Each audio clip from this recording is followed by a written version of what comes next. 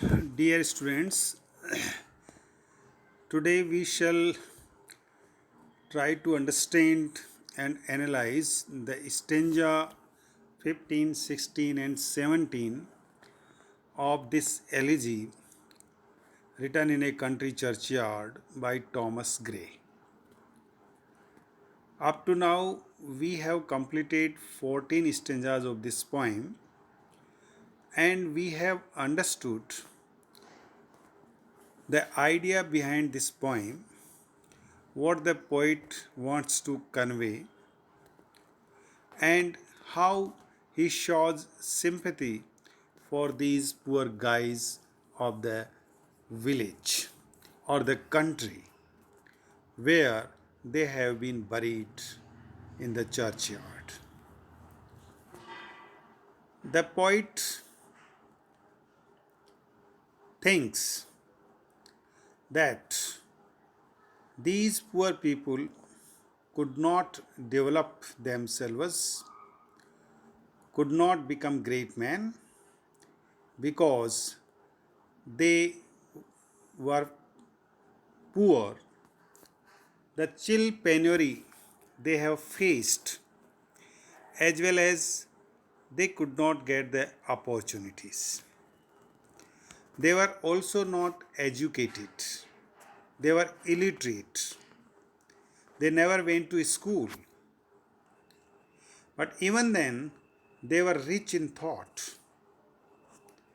And in this way, the poet says that they wasted their fragrance of knowledge in the desert, in the place where no one comes to appreciate them. Knowledge never touched them. They have been ignorant of everything. And now they are permanently lying in the graves which are in the churchyard. Now, in these lines, in the stanza 15, 16, 17, the poet again imagines and thinks about these poor people that could also become great men. They could also become the great warriors. They could also become the great people who oppose the tyrant or the dictators of the country. But since they could not get the opportunities due to the chill penury, due to the lack of knowledge, they were avoid of all these things. Let's see how the poet tells about them. He says, some village Hampden that with dauntless breast the little tyrant of his field withstood. Some mute inglorious Milton here may rest, some Cromwell guiltless of his country's blood.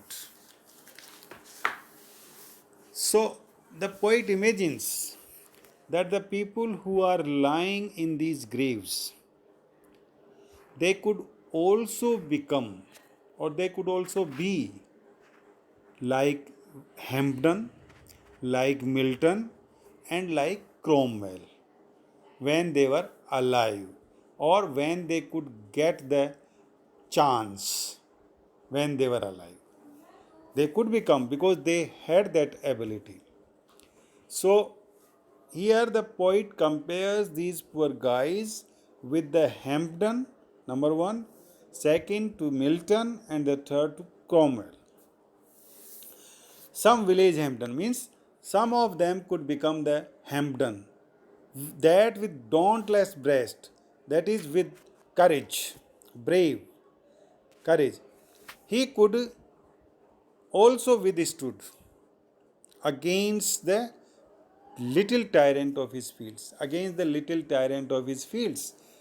That he means to say that जो जागीरदार होते हैं ज़मीन वाले जो शोषण करते हैं who exploits the poor people, some of them could also oppose them, could resist against them, could spoke against them, and in this way they could become the Hampden, because the Hampden also did that kind of the things. So here the poet or the speaker muses that they might be dead people, there might be dead people buried here. They could have been famous revolutionary poets, but they died unknown and undiscovered. So they could also become like Milton, inglorious Milton, who could not get the glory, or they could also become like the Cromwell, who was guiltless of his country's blood. So let's see. First, maybe there was some village version of John Hampden. So they could also be like John Hampden, who stood up to the tyranny on the village green, village fields. So historical fact is here that the real John Hampden was a Puritan politician who opposed the policies of King Charles I. So here poet muses that some of the villagers could also become that like Hampden and could oppose the tyrant of the village. Okay? Then he says that this Hampden refused to pay a tax he thought was unfair. So Gray calls him dauntless because he had that courage to oppose. He was fearless for standing up to the little tyrant or the king. Then another that he compares these poor guys with Milton, John Milton. We know that he wrote Paradise Lost, the famous epic. He also died mute, inglorious, without being able to express his own brilliance. So he imagines that some villagers could also become like Milton and could write such great works as he wrote. And then he compares that someone who could have wreaked as much havoc as Cromwell. जैसे Cromwell ने बहुत बड़ा जो है कि हलचल मचाया था, बहुत बड़ा जो है कि ब्लड शेड किया था, उसी तरह का जो है कि ये ग्रामीण भी जो है कि उनमें से भी कोई क्रोमवेल की तरह हो सकता था. And the historical fact about Cromwell is that Oliver Cromwell was the leader of anti-royalists during the English Civil War that took place between 1649 to 1660. That is helped bring about the execution of King Charles I. That is, King Charles I was dethroned by the revolution of the Cromwell, and Cromwell became the king of English Commonwealth in 1649 to 1660. This period is called Commonwealth. Civil War. Okay? So here in these lines, the poet only means to say that if these poor guys could get the opportunity, chances, and if their luck could help them, they could also become Hampden, Milton, and like Cromwell. Okay? Next we have stanza 16. The apologues of listening senates to command, the threats of pain and ruin to despise, to scatter plenty over a smiling land, and read their history in a nation's eyes, their Lord forbid. Now see how stanza 16 ends with a comma. In nation's eyes, comma. Not a period, there is not full stop. Actually, the sentence carries over between stanzas. So the next line, their Lord forbade. This is the part of the stanza 17, but it also refers to the 16 as well. So here we actually start at the end in order to understand this stanza. their lot forbade. That is, poor villagers' lot means fortune, their fate kept them away from receiving the applause and approval of politicians. That is, they could not get the appreciations because their Lord forbade them, because their Lord became the obstacle in that. Their fortune, their luck became the obstacle for them to receive or the commanding the applause and approval of politicians. Their situation also made it impossible for them to blow off threads of pain and ruin. Nor could they spread good stuff plenty all over the country, even though that would win them a place in history books in the eyes of their countrymen.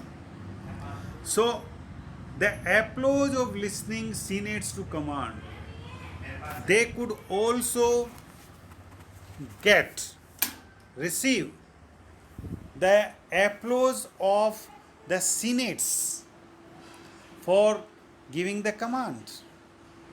They could also threats of pain and ruin to despise.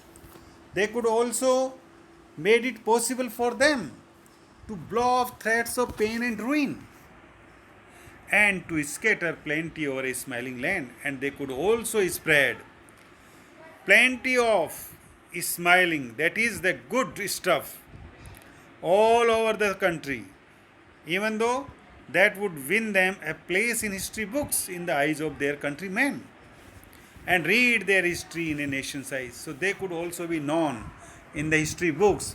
The people would read about them in the history books. But the villagers were poor and died unknown because of their poverty, that is the penury, as the speaker calls it in stanza 13. That is, their lot forbade, their chance forbade, their luck forbade them. So they couldn't become popular, so that they could not become the Senate members and could not command the other senators in the parliament. They also could not scatter plenty, that is too much stuff, good stuffs, over the smiling land. And if they could have done all those things, they could also be remembered. They could also get the place in the history. So, this is how the poet remembers these poor villagers and shows his sympathy for them, for their conditions, for their circumstances, for their poverty, for their illiteracy, for their simplicity, whatever. So he is feeling the grief. The poet is feeling the extreme grief about them, about the loss of these poor people. Now we are with stanza 17. Nor circumscribed alone their giving virtues but their crimes. So their lot forbade of the 16th stanza is here in the beginning of this stanza, in the bracket. Their lot forbade, nor circumscribed alone. So their luck, their fortune forbade them not to make their name in the history books and not to develop, not to become the senators. But here the poet in this stanza, in 17th stanza, says that it's okay that their Lord did not allow them, but they were also lucky because this the same Lord also did not circumscribe alone their growing virtues. That is, it did not only stop their growing virtues, qualities, good qualities, but it also stopped them to commit the crimes. It means they they also did not commit any kind of crime. So let's see. Not only does the poverty of the villagers prevent, that is circumscribe, them from developing the virtues that would get them remembered in the history books, but it also keeps them from committing crimes. That is, they did not commit any kind of crime. They were so gentle and simple. They didn't confine themselves with the crimes. So here are some examples of the crimes these poor people, villagers, just don't have time to commit. That is, they did not have that time to commit such crimes. Just like forbade to wade through slaughter to a throne. That is, they never stood or went through the slaughtering the people, killing the people in order to get the throne. That is, they did not have time to wade through blood, to I mean खून बहाना जिसको अपन कहते हैं, उन्होंने किसी का खून नहीं बहाया and go to kill a king on his throne, nor they did kill any king on his throne, assassinate any king, or to act all merciless to people. Never did they any kind of the merciless action towards the people. So it means that these poor guys, though because of their unluck and lack of fortunes, they could not develop their good virtues, but they also did not confine themselves with the bad or the vices or the crimes. So here we have another metaphor, that is slamming the gates of mercy. So just like we speak that the gates of mercy should be shut, so these people never shut the gates of mercy. Shut the gates of mercy in this way. So the meaning is here, and shut the gates of mercy on mankind. So they never shut the gate of mercy, that is the kindness on the mankind. They always stood for the human beings. They always supported the mankind. They never raised any kind of weapon for killing. They never shed any blood, because their lot, their luck forbade, their fortune forbade, they could not get such kind of opportunities.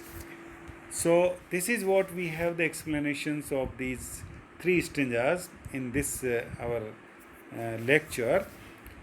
Next time we will meet with another stanzas, and I hope you will be following me, and also try to go with the PDF form, PDF file of this video lecture, so that you can understand it better.